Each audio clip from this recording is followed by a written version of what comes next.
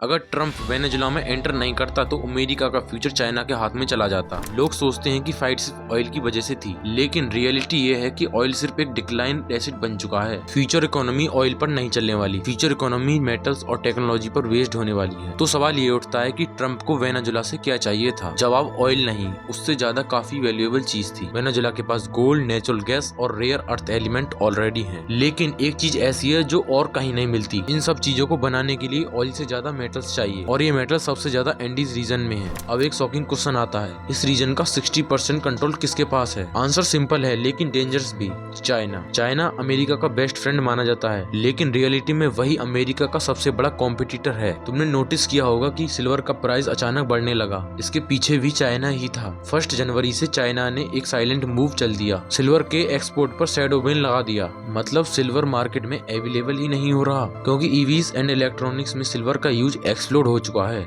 ये फाइट सिर्फ मेटल तक ही लिमिटेड नहीं है, ये फाइट ग्लोबल इकोनॉमी के कंट्रोल की है। चाइना चाहता है वर्ल्ड इकोनॉमी डॉलर से हटे और कमोडिटी बेस्ड इकोनॉमी पर शिफ्ट हो जाए। रीजन बहुत सिंपल है, वर्ल्ड की 90% मेटल की प्रोसेसिंग चाइना के कंट्रोल में है। अगर इकोनॉमी कमोडिटीज पर चलने लगी तो डॉलर की वैल्यू गिरी और पावर शिफ्ट हो जाएगी। पावर अमेरिका से निकलकर चाइना पर शिफ्ट हो जाएगी, क्योंकि चाइना कमोडिटीज में ऑलरेडी रिच है। ट्रम्प ने ये फ्यूचर पहले ही देख लिया था, उसे समझ आ गया था कि आने वाली इकोनॉमी मेटल की है। इसलिए ट्रम्प ने एक स्मार्ट जियोपॉलिटिकल मूव प्लान किया, एक तीर से 2 निशाने।